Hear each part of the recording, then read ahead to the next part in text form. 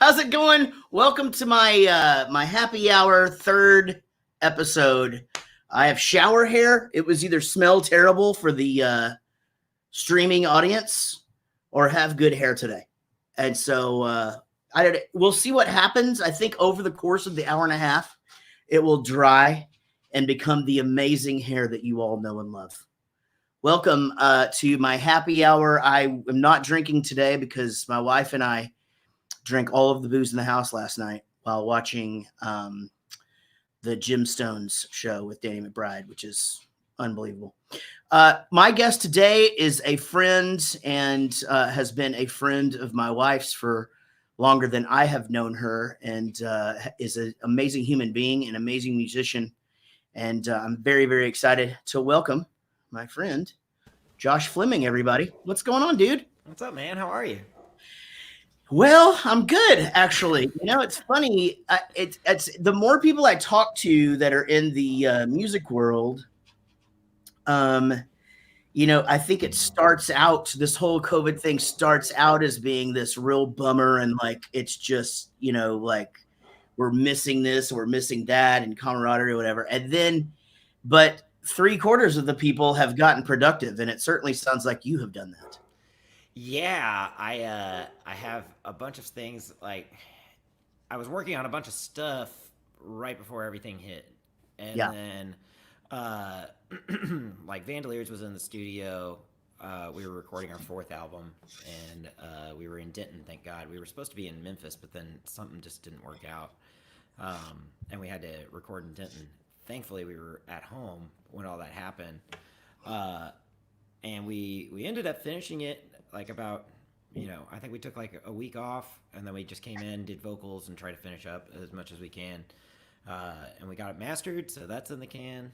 And then I've been at home writing and doing my own thing. And I got like an assortment of home demos that have kind of piled up. And I've been trying my hand at like audio engineering and drum machines and stuff like that. So just trying to feel like I'm still in a band, because I write songs that are like if you hear me play acoustic, it's like I just play 3 chords and then sing my little song and tell my story. But in my brain, there's like 15 other things happening. Yeah, sure. So it's been really fun to kind of just build.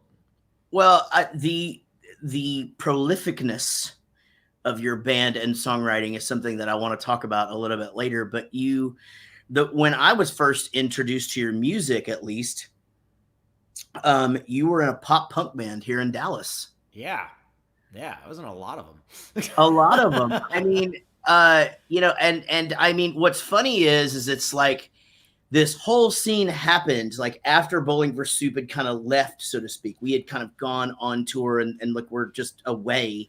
Yeah. And then it's like just this explosion here of and places for you guys to play and like a whole scene. I mean, and my wife tells me about it all the time, but yeah, when I met Casey, I was in a ska band, and like I think there was a person in her class that annoyed her to no end because she liked my band, and that's like how she came. Like, I was playing at this place in Louisville called Fat Daddy's. Yeah, that was like one of the only places where you could play.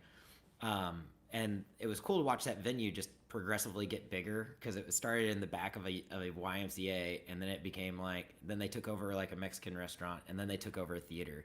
So yeah, it's just like really crazy to watch that happen in that 5 years. And then, it's crazy to hear about that venue and that whole scene. You know what I mean? It really is like this organic thing that you hear about happening in other cities, and it happened right here. Just in our stomping ground, so to speak. Yeah. And we were completely unaware of it. It's just a very interesting thing that you guys were. And tons of bands came through there and played. She talks about it all the time.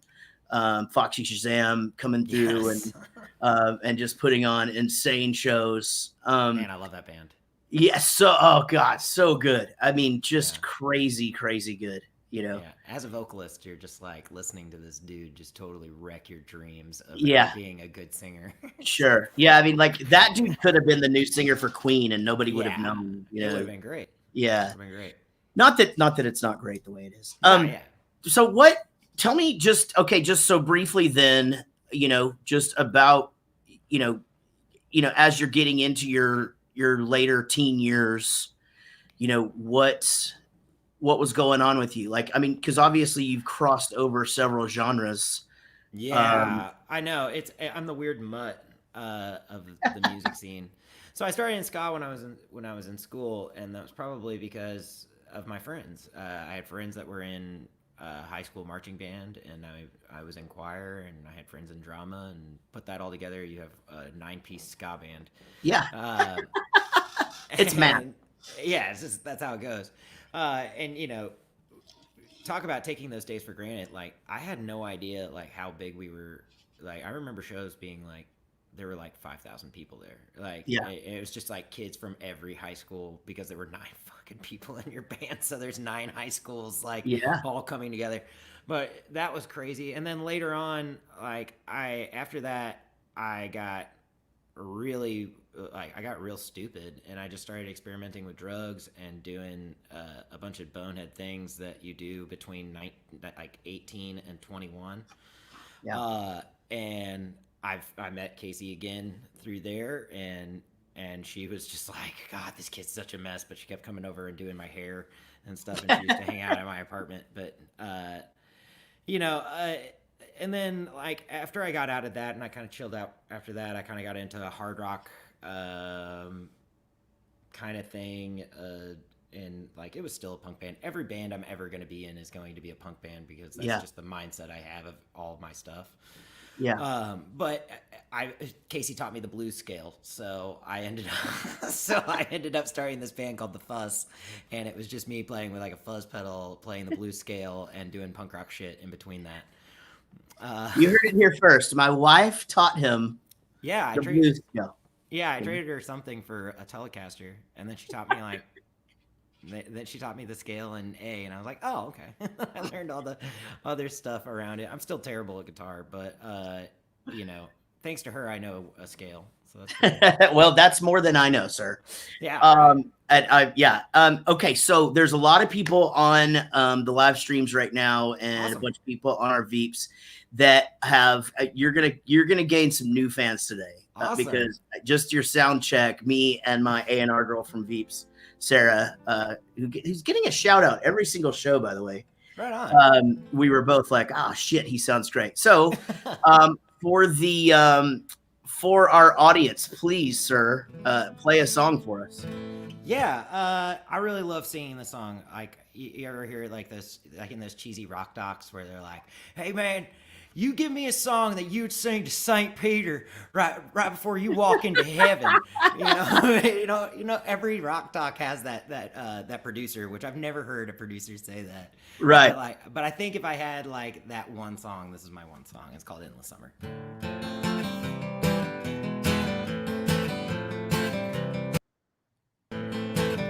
When I was a younger man, I was wild like a fire. They said I was just a kid, born to lose, told to win. Rebel yell at the top of my lungs, blinded with wanderlust. I know what I should have known then, but I was just a kid.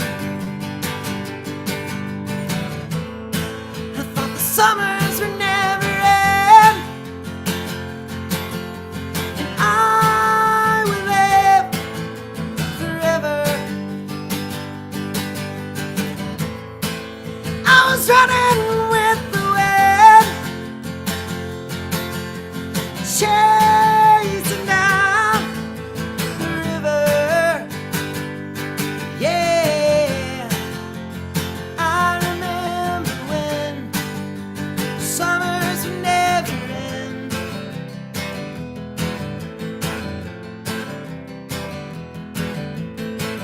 Couldn't see the distant storm, but I could smell the rain.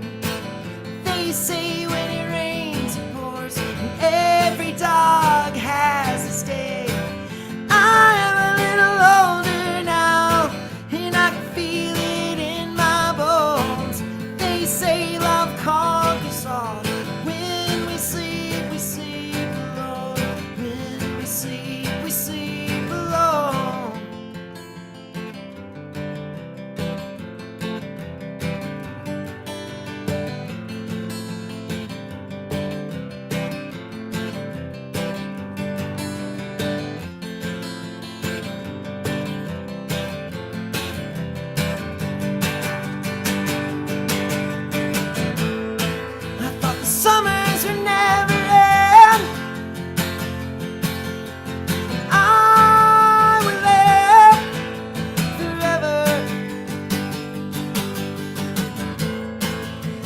was running with the wind,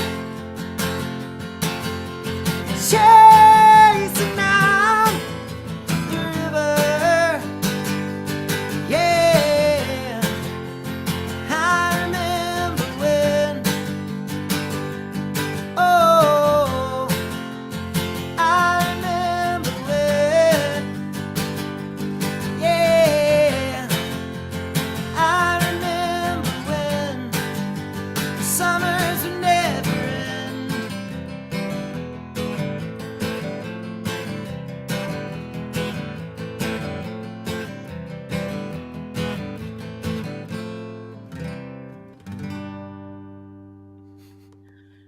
I am all over the place on the production. My goodness, that was amazing. Holy Thank you. crap, dude. Your voice is so crazy good. Oh, thanks. You know, I mean, you could just hear there's just this. So is that a Vandalier song? Yeah. Yeah. And so which album is that on? So you remember when you came to the studio and you sang on that Pantego song, and there Yeah. was another song called The Native? That ended up being the album title. So we made an album called The Native, and that Yeah. was one of my favorite songs on it. And that's called In the Summer.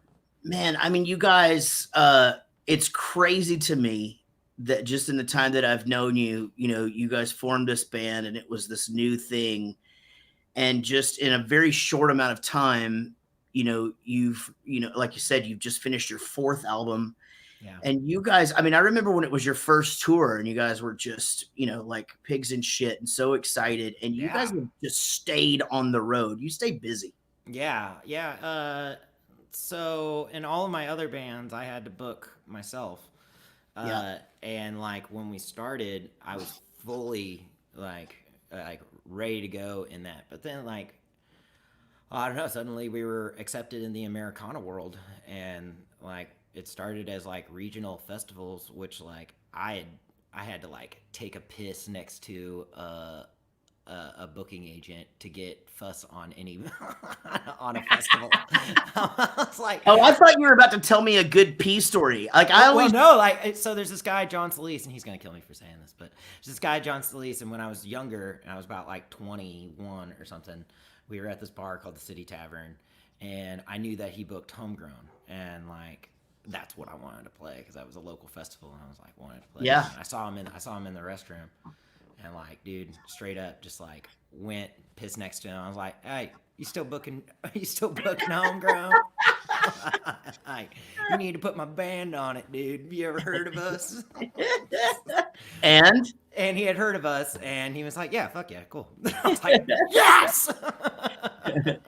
For everybody watching us on Facebook or YouTube right now, the free part of this is coming to an end. Please go over to jarrettreddick.veeps.com and grab a ticket to watch the rest of the show. We'll be here for another hour and 15 minutes. Lots of songs and things to talk about. Plus, you're helping out Josh's choice of charity today, which is Foundation 45. Yeah. And obviously some non-working musicians and our crew guys and stuff like that. Mm-hmm. Can you tell us a little bit about why you chose Foundation 45 before we say goodbye to the freebie people?